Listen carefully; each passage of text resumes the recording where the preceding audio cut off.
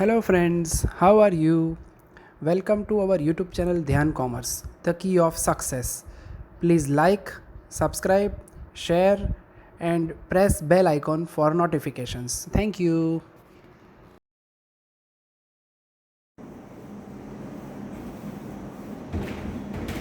જય માતાજી વિદ્યાર્થી મિત્રો, ધ્યાન કોમર્સના ઓનલાઈન લેક્ચરમાં તમારું સ્વાગત છે.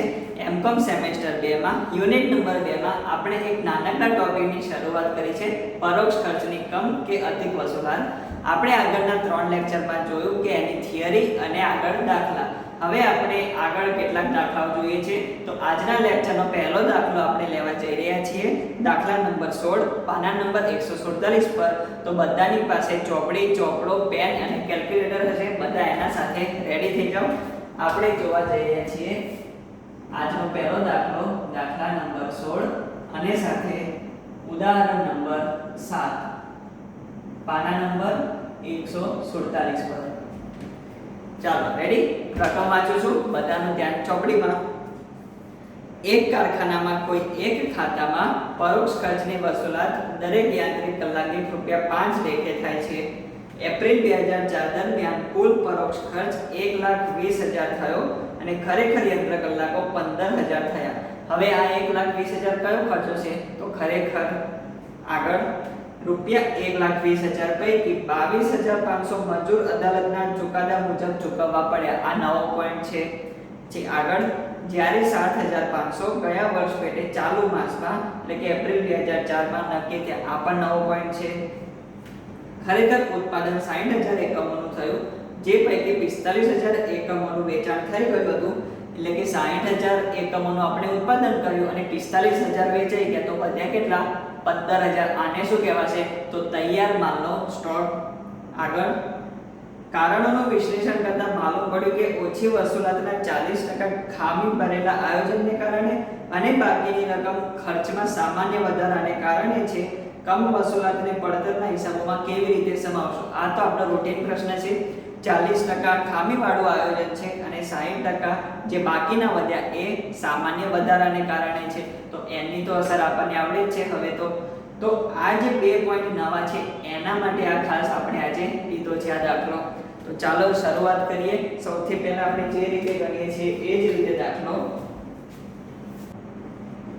સૌથી પહેલા આપણે ટાઇટલ આપી દઈશું, પરોક્ષ ખર્ચની કમ કે અધિક વસૂલાત. હવે આપણે સૌપ્રથમ શું લખીએ છીએ એમાં? તો ખરેખર થયેલ પરોક્ષ ખર્ચ. ખરેખર થયેલ પરોક્ષ ખર્ચ કેટલો આપે છે? તો આપણને 1,20,000 આપે છે. હવે અહીંયા ખાસ ધ્યાન રાખવાનું છે, 1,20,000 લખ્યો, પણ જે 2 પોઈન્ટ નવા છે એ આપણે જોઈએ કે 1,20,000 પૈકી 22,500 મજૂર અદાલતના ચુકાદા મુજબ ચૂકવવા પડ્યા. એટલે આપણી પાસેથી જાય છે. તો એ આમાંથી આપણે શું કરીશું? માઈનસ અદાલતના ચુકાદા મુજબ ચૂકવ્યા. કેટલા ચૂકવ્યા છે? 22,500. અને હજી શું કહે છે આગળ? કે જ્યારે 7,500 ગયા વર્ષ પેટે ચાલુ માસમાં નક્કી થયા. એટલે ગયા વર્ષ આપણે ચાલુ વર્ષમાં માહિતી લેતા નથી, તો એ પણ આપણે માઈનસ કરી દઈશું. માઈનસ ગયા વર્ષના કેટલા છે? 7,500. હવે જે રકમ આવશે તે શું હશે? ખરેખર થયેલ પરોક્ષ ખર્ચા. બરાબર. આપણે જે રૂટીન રકમ લખીએ છીએ તે હવે આવશે 1,20,000 માઈનસ 22,500 માઈનસ 7,500 એટલે કે 90,000 રૂપિયા. તો આ થઈ ગયા આપણા ખરેખર થયેલ પરોક્ષ ખર્ચા ચોખ્ખા. હવે એમાંથી આપણે રૂટીન દાખલા મુજબ માઈનસ કરીશું વસૂલ થયેલ પરોક્ષ ખર્ચ. એના માટે આપણને ખબર છે ખરેખર કલાકો ગુણ્યા કલાક દીઠ દર. તો ખરેખર કલાક કેટલા આપ્યા છે? 15,000 ગુણ્યા દર આપણને આપ્યો છે ₹5. એટલે અહીંયા આવશે 75000. હવે 90000 માંથી 75000 આપણે બાદ કરીએ તો આપણને મળશે પરોક્ષ ખર્ચની કમ વસૂલાત. કેમ? કારણ કે નફા નુકસાનની તુલનામાં આપણે પડતરમાં ખર્ચ ઓછો લખ્યો છે. 90 માંથી 75 જાય એટલે 15000. તો આ જે 15000 આવ્યા એ આપણે થઈ પરોક્ષ ખર્ચની કમ વસૂલાત. એને આપણે જેમ કીધું છે એમ આપણે વહેંચી દઈએ. સૌથી પહેલા 40% ખામી ભરેલા આયોજનને લીધે છે એટલે અહીં પરોક્ષ ખર્ચની કમ વસૂલાતના કેટલા 40%, પરોક્ષ ખર્ચની કમ વસૂલાતના 40% ખામી ભરેલા આયોજનને કારણે છે. તેથી આ રકમ એટલે કેટલી? 15000 અને એના 40%, આઈ થિંક 6000 થશે. હા, 6000. આગળ લઈ જઈશું આ રકમ પડતરના નફા નુકસાન ખાતે લઈ જવામાં આવશે. બરાબર? આટલું ક્લિયર? અને બાકીના બધાય આપણે વસૂલાતના પૂરક દર દ્વારા અને જ્યારે બાકીની રકમ એટલે કેટલી? આપણે આખું લખી દઈએ જેમ આગળના દાખલામાં લખીએ છીએ એ રીતે. જ્યારે પરોક્ષ ખર્ચની કમ વસૂલાતની બાકીના 60% કઈ રીતે છે? તો સામાન્ય વધારાને કારણે બાકીના 60% ખર્ચમાં સામાન્ય વધારાને કારણે છે. તેથી આ રકમ એટલે 15000 અને એના 60% એટલે આવશે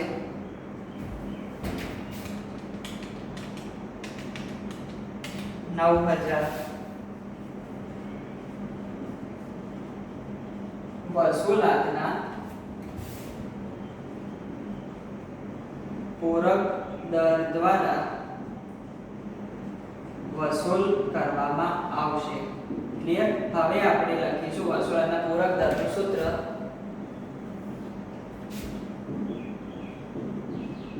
વસૂલાતનો પૂરક દર બરાબર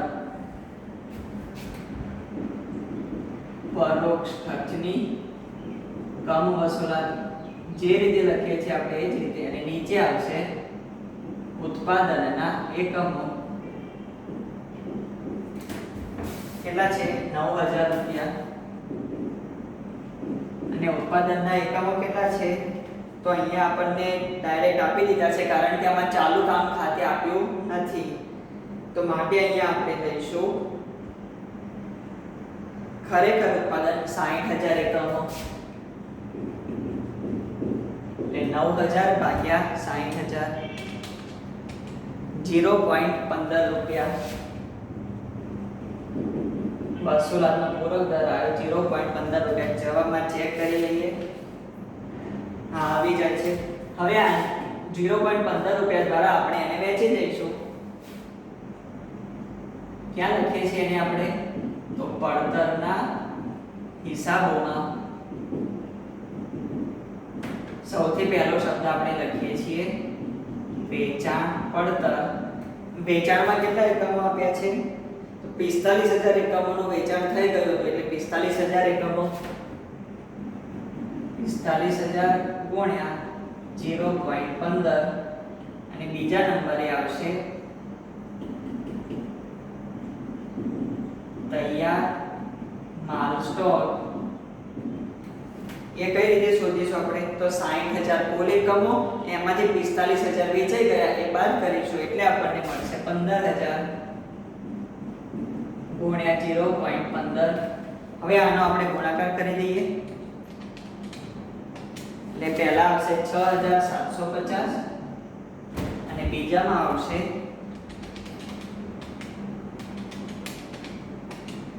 2,250.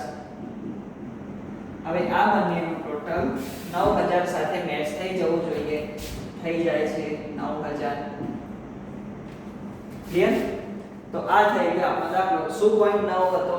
તો આ બે જે આપણે માઈનસ કર્યા ખરેખર થયેલ પરોક્ષ ખર્ચમાંથી એ 9 પોઈન્ટ હતો, બાકીનો તો આપણો રૂટીન દાખલો છે. તો આ વિડિયો પોઝ કરીને તમે લખી લેશો. આના પછી આપણે જોઈએ છીએ નેક્સ્ટ દાખલો.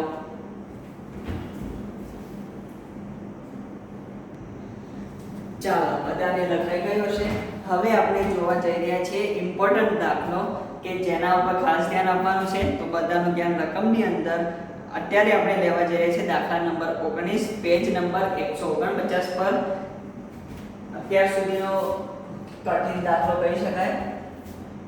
એમાં થોડોક પોઈન્ટ નવા આપ્યા છે. દાખલા નંબર 19 સાથે હોમવર્કમાં આના જેવો 7 અને 14 નંબર પાના નંબર 149 પર. બધાનું ધ્યાન રકમમાં. એક ઉત્પાદન વિભાગની પરિસ્થિતિ નીચે મુજબ હતી. સામાન્ય કામના કલાકો અઠવાડિયે કાપ્યા છે 40 કલાકો, સમારકામના કલાકો અઠવાડિયે 4 કલાકો, યંત્રની સંખ્યા 15, અંદાજિત વાર્ષિક પરોક્ષ ખર્ચ 1,29,600, અંદાજિત પ્રત્યક્ષ મજૂરી દર આપ્યો છે. વર્ષ દરમિયાન કામગીરીના અઠવાડિયા આપ્યા છે 48. એટલે અઠવાડિયા કેટલા છે? 48 અઠવાડિયાની માહિતી આપણને અંદાજિત આપી છે. હવે ખરેખર માહિતી આપણને નીચે આપી છે. 4 અઠવાડિયાની મુદત દરમિયાન ખરેખર કામગીરી, ખરેખર થયેલ પરોક્ષ ખર્ચ, ખરેખર ચૂકવેલ મજૂરી અને ખરેખર યાંત્રિક કલાકોનું ઉત્પાદન. હવે પ્રશ્ન શું પૂછ્યો છે? તમારે દરેક યંત્ર કલાક દીઠ પરોક્ષ ખર્ચનો દર ગણવાનો છે.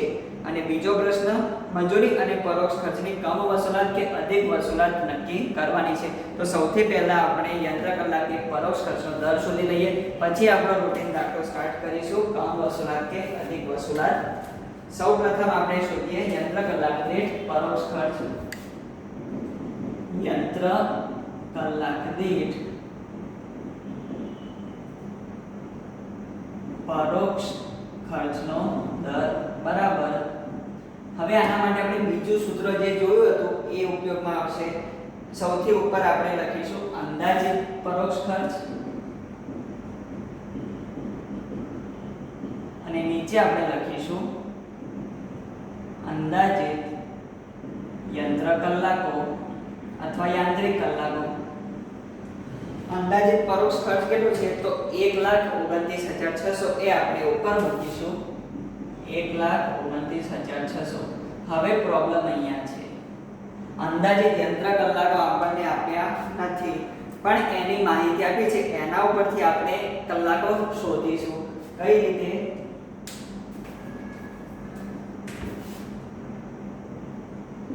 અંદાજિત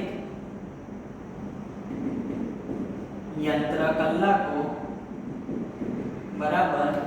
જો સૌથી પહેલા સામાન્ય કામના કલાકો કેટલા છે? 40 કલાકો. એટલે આપણું સૂત્ર બનશે કલાકો ગુણ્યા યંત્રની સંખ્યા કેટલી આપી છે? 15. કુલ 15 યંત્રો છે. યંત્રની સંખ્યા અને એની સાથે આપણે લઈશું વર્ષ દરમિયાન કામગીરીના અઠવાડિયા. કેટલા અઠવાડિયા છે? 48 અઠવાડિયા.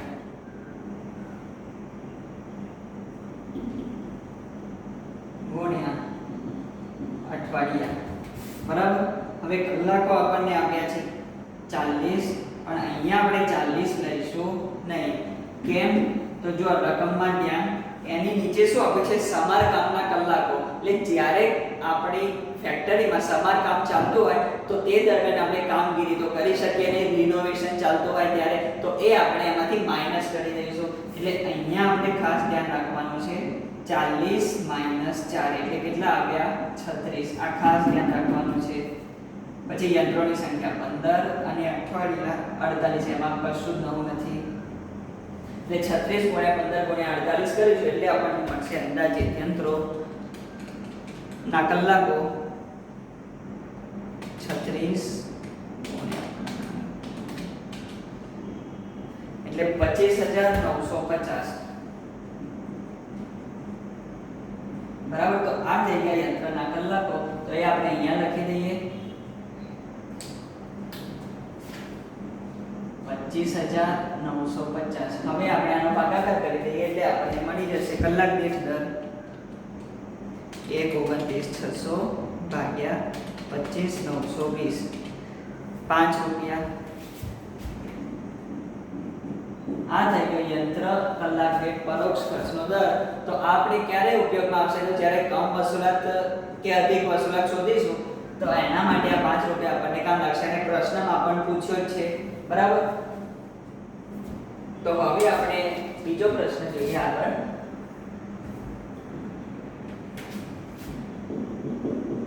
પરોક્ષ ખર્ચની કમ કે અધિક વસૂલાત, બરાબર. આ છે આપણો જવાબ નંબર 2.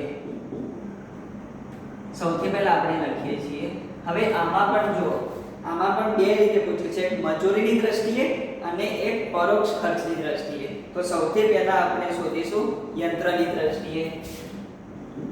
એમાં પણ સૌથી પહેલા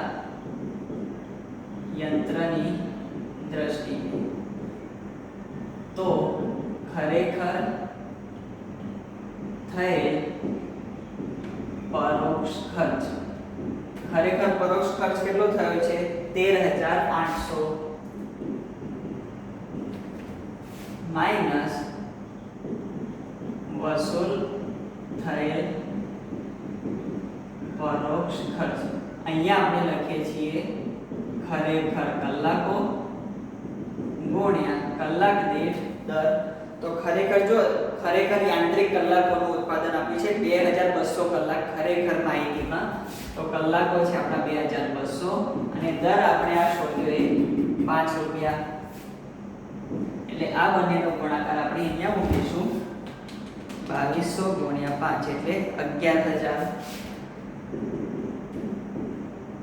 હવે નફા નુકસાનમાં આપણે 13,800 લખ્યા, એની સામે પડતરમાં આપણે 11 લખ્યા છે એટલે કે ઓછો લખ્યો. તો કમ વસૂલાત પરોક્ષ ખર્ચની કમ વસૂલાત કેટલી થશે? 13,800 માઈનસ 11,000 એટલે 2,800. ક્લિયર? હવે આના પછી આપણે શોધીએ બીજું મજૂરીની દ્રષ્ટિએ.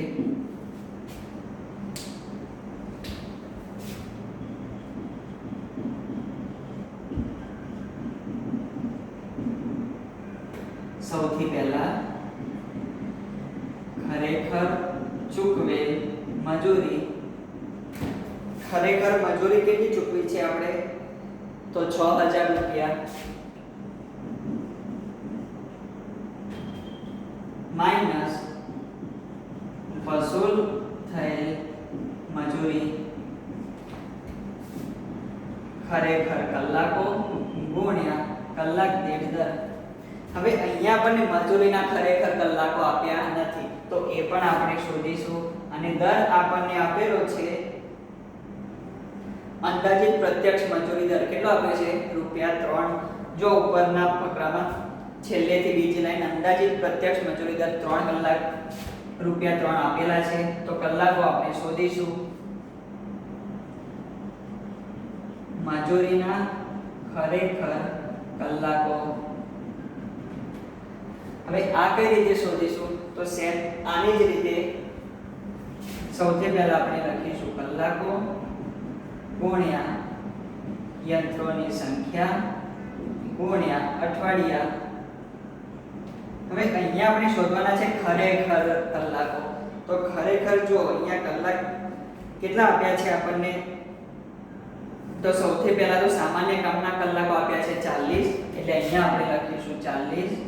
પછી યંત્રોની સંખ્યા કેટલી છે? 15. અને અહીંયા અઠવાડિયામાં ખાસ ધ્યાન રાખવાનું છે ખરેખર અઠવાડિયા કેટલા છે? તો 4 અઠવાડિયા એટલે અહીંયા આપણે લખીશું 4 હવે આ ત્રણેયનો ગુણાકાર કરીશું તો આપણને મળશે મજૂરીના ખરેખર કલાકો 40 ગુણ્યા 15 ગુણ્યા 4 અઠવાડિયા એટલે 2400 કલાકો. તો આ થઈ ગયા આપણા ખરેખર કલાકો 2400. આમાં જો બધું જ આપણે શોધ્યું છે, તૈયાર થાળી આપી નથી એટલે આને ટફ દાખલો કહી શકાય. 2400 ગુણ્યા 3 7200. હવે અહીંયા આપણે ખરેખર ચૂકવેલ મજૂરી 6000 છે અને એની સામે પડતરમાં આપણે લખી છે 7200 એટલે કે વધારે લખી છે. નફા નુકસાનની તુલનામાં વધારે લખી હોય તો કઈ વસૂલાત કહેવાય? અધિક વસૂલાત. તો અહીંયા આપણે લખીશું મજૂરીની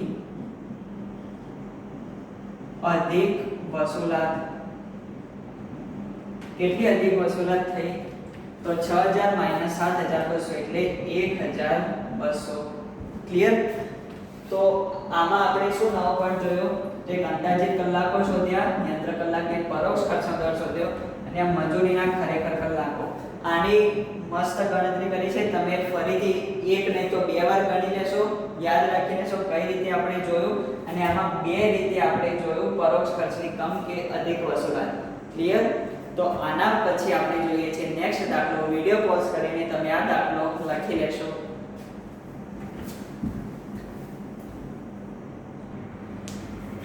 ચાલો, બધાને લખાઈ ગયું છે. હવે આના પછી આપણે જોઈએ છીએ નેક્સ્ટ દાખલો, દાખલા નંબર 15 પાના નંબર 146 પર. આગળના દાખલાથી પણ એકદમ વધારે ટફ દાખલો, ટફ ના કહી શકાય, પરંતુ આમાં જે કલાકોની ગણતરી આપી છે એ એકદમ મસ્ત આપી છે, એકદમ સુપર આપી છે. તો કઈ રીતે આપણે કલાકોની ગણતરી કરીશું તે આપણે જોઈએ. આમાં ઉત્પાદનના એકમો આપ્યા નથી.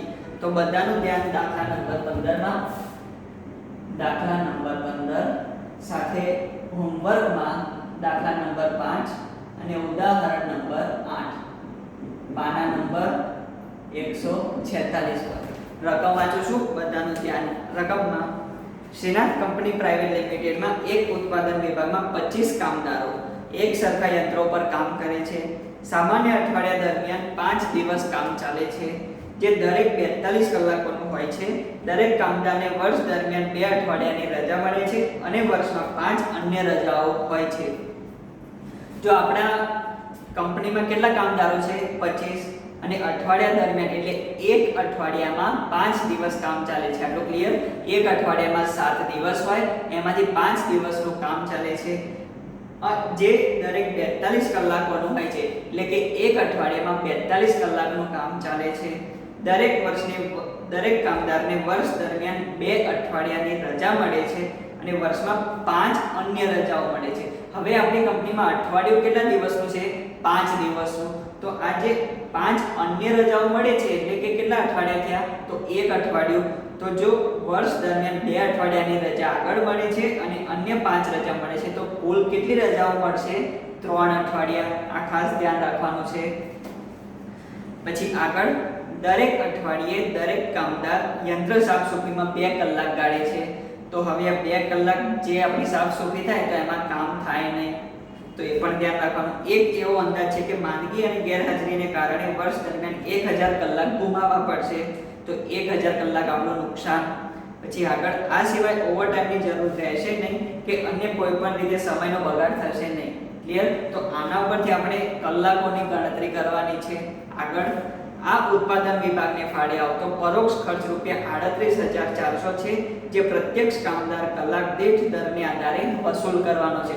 હવે જો શબ્દ કયો વાપર્યો છે? વસૂલ કરવાનો છે. એટલે કે આ જે 38400 આપ્યો છે એ અંદાજિત ખર્ચો થયો. બરાબર?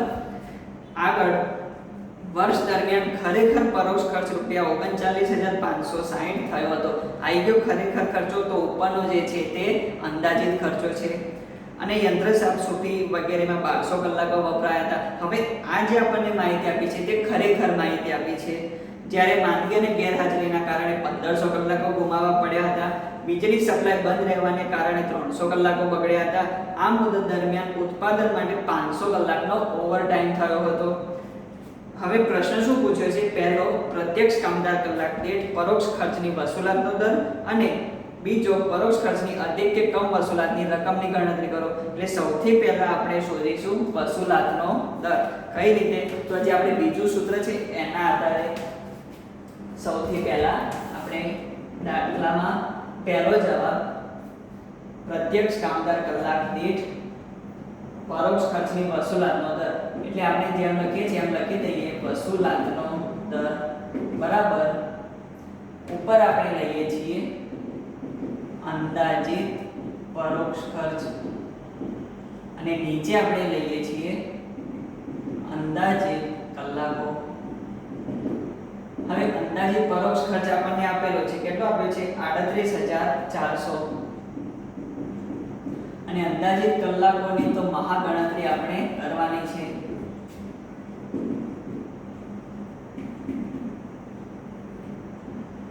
અંદાજિત કલાકો બરાબર સૌથી પહેલા આપણે લખીશું કામદારો ની સંખ્યા, કામદારોની સંખ્યા ગુણ્યા અઠવાડિયા ગુણ્યા અઠવાડિયા દીઠ કલાકો બરાબર.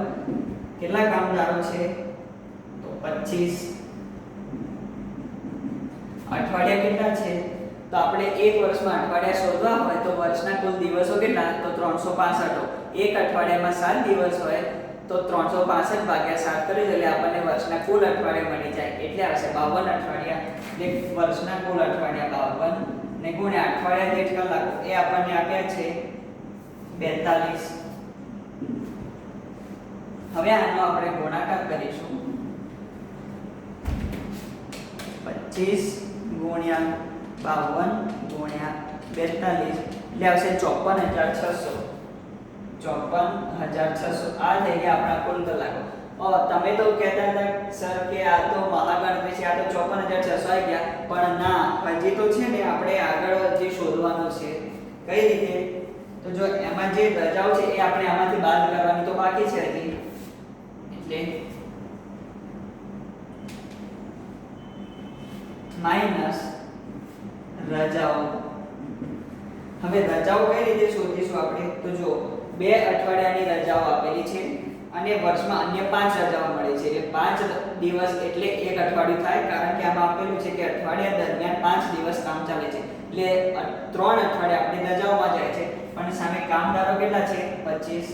એટલે ફરીથી આપણે રજાઓ શોધવા માટે 25 કામદારો ગુણ્યા 3 અઠવાડિયા. કઈ રીતે? 2 અઠવાડિયા વત્તા 5 દિવસો, એટલે કે 5 અન્ય રજા. આ ખાસ ધ્યાન રાખવાનું. એટલે આ થઈ ગઈ આપણી રજાઓમાં 3 અઠવાડિયા, અને ગુણ્યા કેટલા કલાકનું કામ અટકે છે? 42 કલાક. તો આનો આપણે ગુણાકાર કરીશું.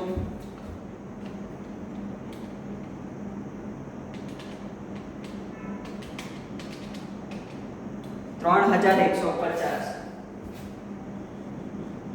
તો આ આપણે માઈનસ કરીશું. હવે આગળ જોઈએ કે દરેક અઠવાડિયે દરેક કામદાર યંત્ર સાફ સફાઈમાં 2 કલાક ગાળે છે બરાબર. તો એના પણ આપણે કલાકો માઈનસ કરીશું. સાફ સફાઈ, હવે સાફ સફાઈ થાય એટલે આપણા ફેક્ટરીનું કામ તો થાય ને, તો એના માટે પણ ફરીથી 25 કામદારો. હવે વર્ષના અઠવાડિયા કેટલા? 52, પણ એમાંથી 3 અઠવાડિયા આપણે રજાઓમાંથી માઈનસ કરી દીધા, એટલે આમાં આપણે લઈશું 52 - 3 એટલે કે 49 અઠવાડિયા. આ ખાસ ધ્યાન રાખવાનું. અને ગુણ્યા 42 કલાકો. સોરી, આમાં 42 નહીં આવે, આમાં કેટલા કલાક કામ ચાલે છે? 2 કલાક. એટલે અહીંયા આપણે લખીશું 2. એટલે 25 ગુણ્યા 49 ગુણ્યા 2. 25 ગુણ્યા 49 ગુણ્યા 2 એટલે 2450. 2450. હવે આગળ એવો અંદાજ છે કે માંદગી અને ગેરહાજરીને કારણે 1000 કલાક ગુમાવવા પડશે, એટલે કે સીધા 1000 આપણે બાદ કરી દઈશું, માઈનસ માંદગી ના કલાકો. માંદગીના કલાકો ડાયરેક્ટ આપ્યા છે 1000. તો હવે જે આવશે કલાકો એ આપણા ચોખ્ખા કલાકો આવશે.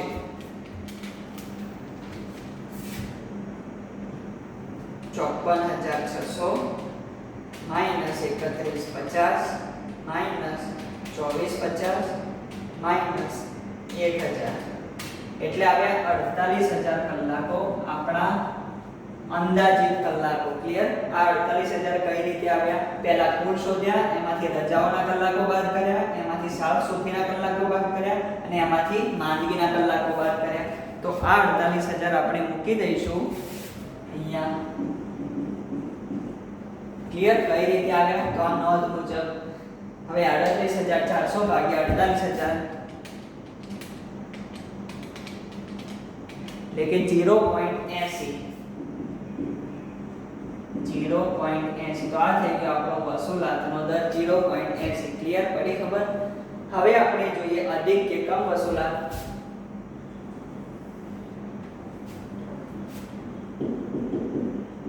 પરોક્ષ ખર્ચની કમ કે અધિક વસૂલાત. સૌથી પહેલા જે રીતે લખીએ છીએ આપણે એ જ રીતે ખરેખર થયેલ પરોક્ષ ખર્ચ. ખરેખર પરોક્ષ ખર્ચ કેટલો થયો છે? 39,560 માઈનસ વસૂલ થયેલ પરોક્ષ ખર્ચ. એના માટે આપણે લઈએ છીએ ખરેખર કલાકો ગુણ્યા કલાક દીઠ દર. હવે કલાક દીઠ દર તો આપણે શોધી લીધો 0.80 રૂપિયા.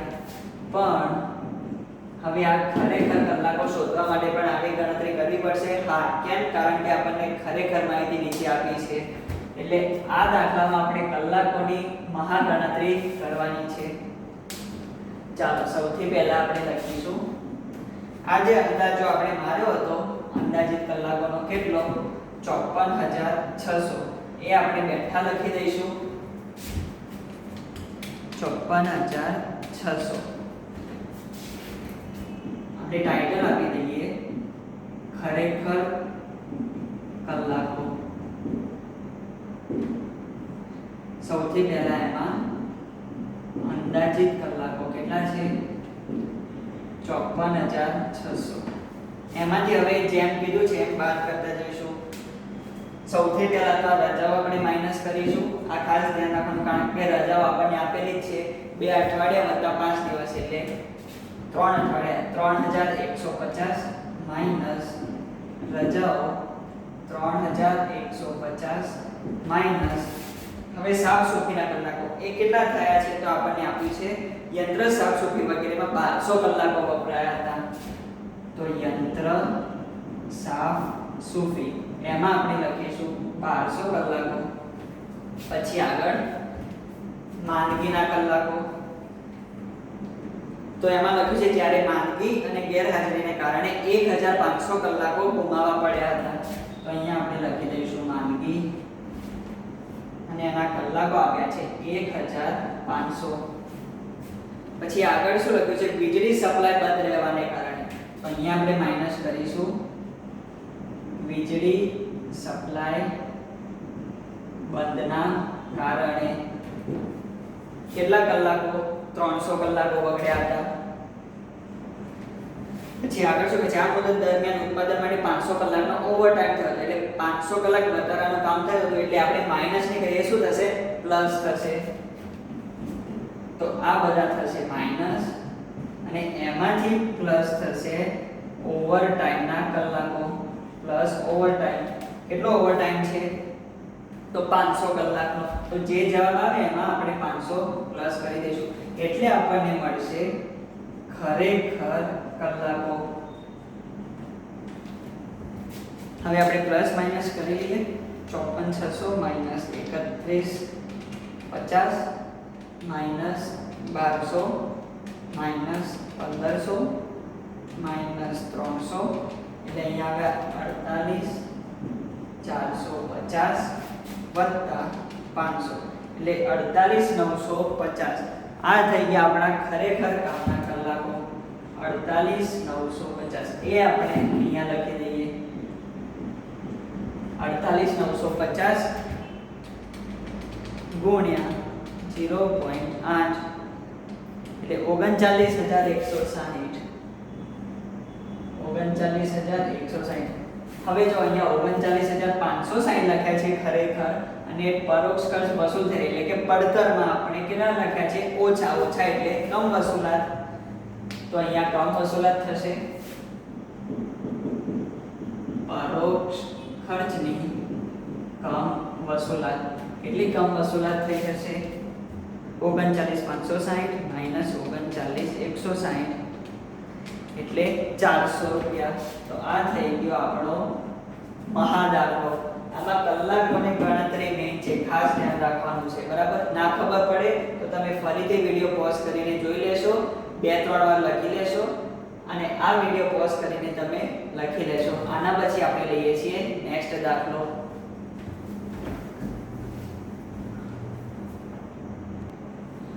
ચાલો બધાને લખાઈ ગયો છે હવે આપણે જોઈએ છે આગળ દાખલા નંબર 10 પાના નંબર 143 પર દાખલા નંબર 10 સાથે હોમવર્કમાં 11 પાના નંબર 143 રકમ વાંચું છું બધાનું ધ્યાન અંદર આ પણ કંઈક અલગ દાખલો છે એક મુદત દરમિયાન એક ઉત્પાદન વિભાગની માહિતી નીચે મુજબ આપી હતી હવે એક બાજુ આપણને બજેટ એટલે કે અંદાજિત માહિતી આપી છે અને બીજા ખાનામાં ખરેખર માહિતી આપી છે આગળ ફકરો આ મુદત દરમિયાન જોબ નંબર 51 ખાતે કામ થયું હતું આ જોબ અંગે ખરેખર ખર્ચની વિગતો નીચે મુજબ આપી છે પ્રત્યક્ષ માલ સામાન 6000 પ્રત્યક્ષ મજૂરી 3000 અને પ્રત્યક્ષ કામદાર કલાકો 750 અને યંત્ર કલાકો પણ 750 આ ખરેખર માહિતી છે પ્રશ્ન શું પૂછ્યો છે તમારી નીચેની ગણતરી કરવાની છે પહેલું કારખાનાના પરોક્ષ ખર્ચની વસૂલાતનો દર પ્રત્યક્ષ માલ સામાન પર અમુક ટકા લેકે હવે ટકા શબ્દ આવે એટલે આપણે સૂત્ર જે છે એમાં ગુણ્યા 100 મૂકી દેવાના અને બીજું યંત્ર કલાકોને આધારે એટલે આ બે આપણે વસૂલાતના દર શોધવાના છે પછી બીજા નંબરે ઉપર જે વસૂલાતનો દર ગણ્યો તેને આધારે જોબ નંબર 51 ખાતે ઉધારવાનો પરોક્ષ ખર્ચ એ શોધવાનો છે અને ત્રીજો પ્રશ્ન જો યંત્ર કલાક દરનો ઉપયોગ પરોક્ષ ખર્ચની વસૂલાત માટે થતો હોય તો પરોક્ષ ખર્ચની અધિક વસૂલાત કે કમ વસૂલાત કેટલી થઈ તેની ગણતરી કરો એટલે યંત્ર કલાક દીઠ આપણે પરોક્ષ ખર્ચની કમ કે અધિક વસૂલાત જોવાની છે તો સૌથી પહેલા આપણે શોધીશું યંત્ર પર અને પ્રત્યક્ષ માલ સામાન પર વસૂલાતનો દર પહેલો પ્રશ્ન અને એમાં પહેલો પ્રત્યક્ષ માલ સામાન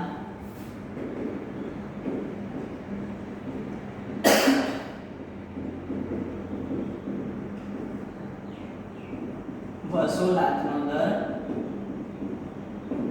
બરાબર અંદાજિત પરોક્ષ ખર્ચ ભાગ્યા અંદાજિત હવે અહીંયા માલ સામાન શબ્દ છે તો આપણે લખીશું અંદાજિત માલ સામાન અને આમાં ટકા માંગ્યા છે ટકા એટલે ગુણ્યા 100 મૂકીશું આપણા સૂત્રમાં હવે અંદાજિત પરોક્ષ ખર્ચ કેટલો છે તો જો બજેટના ખાનામાં આપણે જોઈએ કારખાનાના પરોક્ષ ખર્ચા 2 લાખ પછી એની ઉપર જો પ્રત્યક્ષ માલ સામાન 1 લાખ બજેટના ખાનામાં અને ગુણ્યા 100 એટલે આવશે 200%. તો આ થઈ ગયો આપણો વસૂલાતનો દર. હવે બીજો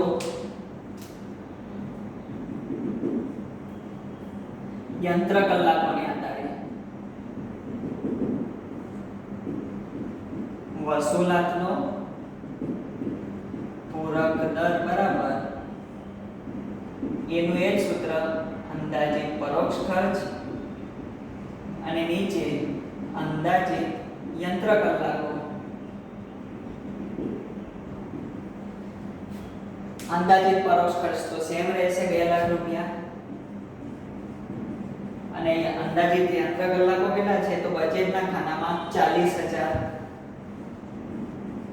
એટલે હવે આપણને વસૂલાતનો પૂરક દર મળશે આઈ થિંક 5 રૂપિયા. તો આ થઈ ગયા આપણા બે વસૂલાતના પૂરક દર. હવે આગળ શું માંગ્યું છે ઉપર જે વસૂલાતનો દર ગણ્યો તેની આધારે જોબ નંબર 51 ખાતે ઉધારવાનો પરોક્ષ ખર્ચ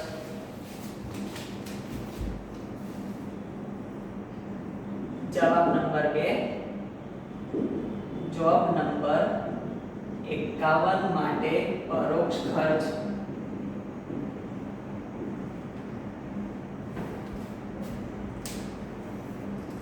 સૌથી પહેલા આપણે લખીએ પ્રત્યક્ષ માલ સામાન માટે.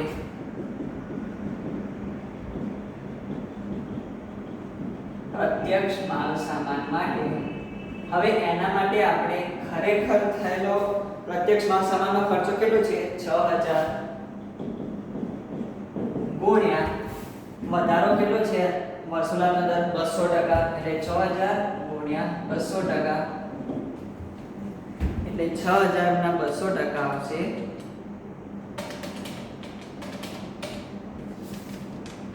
12000 રૂપિયા.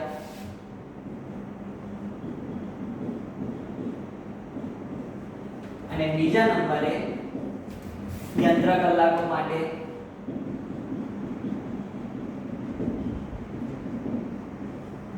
એના માટે ખરેખર કલાકો કેટલા આપ્યા છે? તો જો ખરેખર માહિતીમાં છેલ્લો યંત્ર કલાકો 750, એટલે 750 કલાકો ગુણ્યા દર 5 રૂપિયા, એટલે 750 ગુણ્યા 5,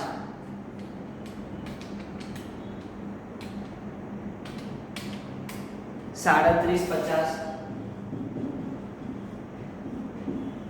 ક્લિયર? આ થઈ ગયો આપણો બીજો પ્રશ્ન. હવે ત્રીજો પૂછ્યું છે પરોક્ષ ખર્ચની અધિક કે કમ વસૂલાત. એ શેના માટે? તો ફક્ત યંત્ર કલાકો માટે જ પૂછી છે. તો આપણે નીચે લખી દઈએ જવાબ નંબર 3, પરોક્ષ ખર્ચની કમ કે અધિક વસૂલાત. હવે કેટલી આપી છે એ જોવાની છે આપણે. તો સૌથી પહેલા આપણે લખીએ છીએ ખરેખર ખર્ચા, ખરેખર થયેલ પરોક્ષ ખર્ચ. હવે ખરેખર પરોક્ષ ખર્ચ કેટલું થયો છે? તો જો ખરેખરના ખાનામાં 2,30,000 રૂપિયા, અને એમાંથી આપણે માઈનસ કરીશું વસૂલ થયેલ પરોક્ષ ખર્ચ. તો એના માટે આપણે શું કરીએ છીએ? ખરેખર કલાકો ગુણ્યા દર. હવે ખરેખર કલાકો કેટલા આપે છે? યંત્ર કલાકો જો એની નીચે 50,000, તો કલાકોમાં આપણે લઈશું 50,000 અને ગુણ્યા દર આપણે લઈશું આ શોધીએ 5 રૂપિયા, એટલે આવશે 2,50,000. આ હવે આપણે માઈનસ કરીશું. નફા નુકસાનમાં આપણે 2,30,000 લખ્યો અને પડતરમાં આપણે 2,50,000 લખ્યો છે, એટલે કે આપણે વધારે લખ્યો નફા નુકસાનની તુલનામાં. તો અધિક વસૂલાત પરોક્ષ ખર્ચની અધિક વસૂલાત કેટલી થશે? 20,000 રૂપિયા. ક્લિયર? તો આ સાથે આપણો આ દાખલો પૂરો થાય છે. વિડિયો પોઝ કરીને તમે આ દાખલો લખી લેશો. તો આ સાથે આપણા આ ચેપ્ટરના તમામ દાખલા અને થિયરી પૂરી થાય છે. કોઈને પણ ડાઉટ હોય તો તમે વિડીયોમાં જોઈ શકો છો, અથવા એમાં પણ ના ખબર પડે તો કોલ ઉપર પૂછી શકો છો, અથવા એમાં પણ ના તમારે ખબર પડે તો તમે ક્લાસ પર ફોન કરીને આવી શકો છો. તો આપણું ચેપ્ટર અહીંયા કમ્પ્લીટ થાય છે. All the best. જય માતાજી.